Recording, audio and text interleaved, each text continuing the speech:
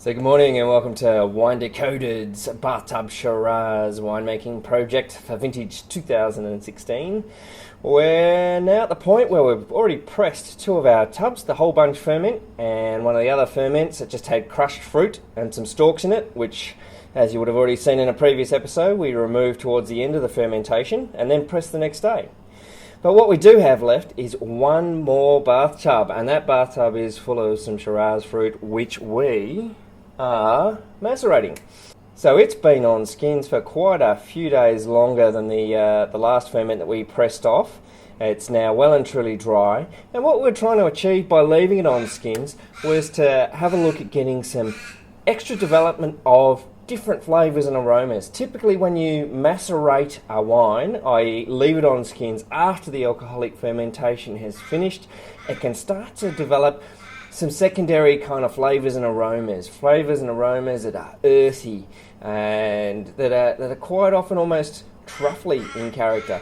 And so we were keen on getting some of those in there without losing too much of that kind of beautiful, rich, sweet mid-palate fruit that Shiraz has.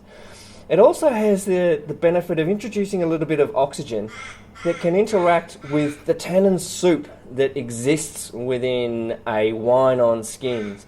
You've got tannin from the skins, from the seeds, from the stalks, and it's all interacting with each other, and oxygen facilitates some of those interactions, quite often encouraging what we call polymerization.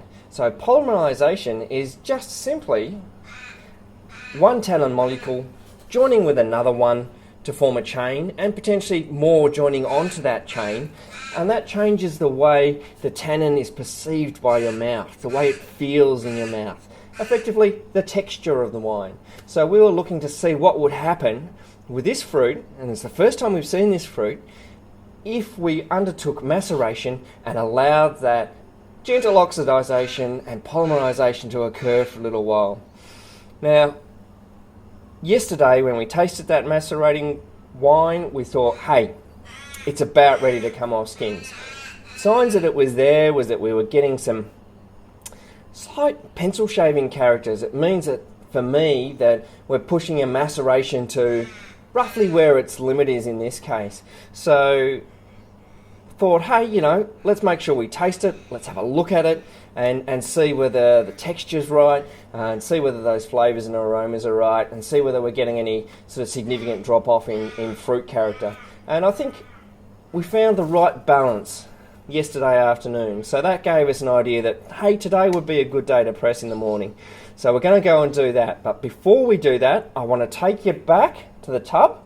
We're going to have a bit of a closer look at it, and we're going to have a taste and just confirm that it's where we want it to be. And I also want to show you what the cap of that vat looks like, and give you a bit more of an insight into macerating that wine post fermentation. So let's go have a look and explore macerating wine. Okay, so here we are now back at our last tub, and this is the tub that's macerating away. And I want to give you a bit of a rundown of how I go through and have a look at a tub like this and try and assess what's going on. Now, the first thing that's happened is we've got a lid on this vat, and underneath that lid is an accumulation of aromas that have built up overnight and are now resting in the airspace between the lid and the skins. What I want to do is take the opportunity, first of all, to have a good sniff of those. And the easiest way to do this is just lift the lid ever so gently and just waft it towards my nose so I can have a smell. That gives me a really good opportunity to get a concentrated whiff of the aromas and get a really good idea of where this macerating vat's at. So we're going to do that right now. We'll just have a quick whiff. And yeah, so what we're really picking up is a lot of those macerative characters. There is some beautiful perfume starting to come off this wine. That's another character that you can get from a macerated wine. There's also some earthiness coming off this wine. There's just this hint of pencil shaving, which indicates, again, as I mentioned before, that we're pushing this to about the limit of where we want to go at the moment. It's currently day 20. So it's a reasonable period of time to macerate Shiraz through experience and through having seen some Shiraz from the Yarra Valley before. So we'll lift the lid now and go through and show you what's inside.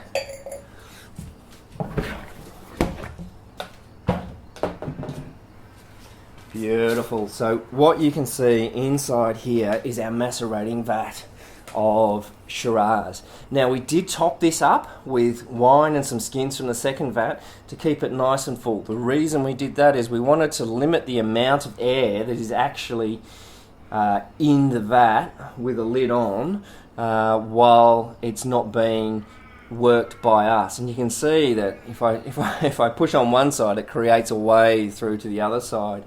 And so the liquid in here is very, very close to the surface now. Initially, when it was fermenting, all of these skins were rising above the liquid as the yeast produced alcohol and carbon dioxide, and that carbon dioxide effectively got trapped in the skins and floated them to the surface. What's happened now is because those yeast have finished their job, there's no carbon dioxide in these skins to hold them up and out of the liquid, and you can see that liquid is just ever so close to the surface now. The skins are virtually submerged in here. So what's been happening over time is every day I've been coming along, having a smell, and we've been very, very gently handling these skins. Because there was initially some reasonably tough tannin in there, and so we've just been slowly, just with our hand, pushing these skins in, and that's about all. Now, what I've noticed over time is the thickness of the cap has started to diminish, and what's been happening is that a lot of these skins have started to sink from the top of the cap and just slowly sink down to the bottom of the vat. So I'm expecting that there'll be a lot of skins down the bottom of the vat now. So here we are, we've got skins that are pretty well used up as far as I'm concerned at the moment. There's still, ironically, some little whole berries that have not ruptured and still have some juice in them, and that's no problem. When you taste those, all the sugar's actually been fermented. They've been broken enough for the yeast to get in there and do their job. But one last thing before we actually go ahead and press this, we'll give it a taste. So I've got a glass and a little pipette here, and we'll just take a bit of a sample. Like to rinse the glass a little bit, just in case there's something in there that's going to affect the way the wine tastes. And we'll get some wine, and you can see just in here that the wine is actually quite clear. It's actually quite settled, which is good because it'll give us a good indication of the texture of the wine without the grit and the solids that are in it that we've talked about before.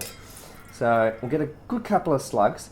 Now there's one other thing that we need to do to help us really assess the texture of this wine, as it would be closer to a finished wine, and that is to get rid of the gas in it. So there's a lot of carbon dioxide that has dissolved into the liquid. Just like when you make a fizzy drink or a can of Coke, all they do is they get pure carbon dioxide gas and force it into the liquid under pressure. Same as a soda stream. So this is carrying way more gas than it would as a finished wine. That gives it a fizzy kind of feeling on your tongue and interrupts your ability to assess where the tannin's at. To fix that, very simple trick, just like you would a bowl of Coke. We stick our hand over the top and give it a shake. And you can see gas coming out there, so we'll give it a couple of shakes. And you can see some beautiful colour in this wine, and the gas is all sort of hopefully blown off there. That will give us, again, that good sense of the texture. So we'll give it a whiff. And yeah, those flowers are transferring through to the liquid. The perfume that you can get from maceration has transferred through to this liquid. It's got much more secondary characteristics than you have in just a very simple wine. So a simple wine has primary fruity characteristics. So it might be red fruits, black fruits, whatever it might be. In this case, it's also layered in a whole lot of secondary earthy characteristics, and it's great to have those in there because they balance out the sweetness of the primary fruit characters and give you a more complete wine. It's like kind of like a perfume. You don't want a perfume that's just loaded with sweet floral characters. They put things like musk and sandalwood in the perfumes to balance it out. Same reason we use oak, to help balance out some of those characteristics. So let's give it a taste.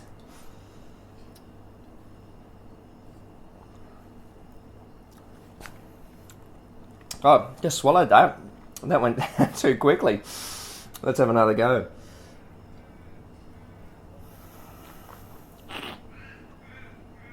So this is looking beautiful.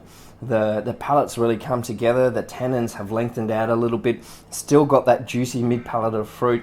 And getting those secondary characters coming through on the palate, on the nose as well when you smell it. It's becoming more enticing, more inviting to drink than it was as a simpler wine. I think combined with the whole bunch ferment and the ferment that we took off earlier on, just after it had finished the alcoholic fermentation, these three batches will make a really beautiful wine. I think they'll layer in some lovely flavours and aromas. Proof will be in the pudding. Hopefully you'll get to try it when it's in bottle. But this is so drinkable now.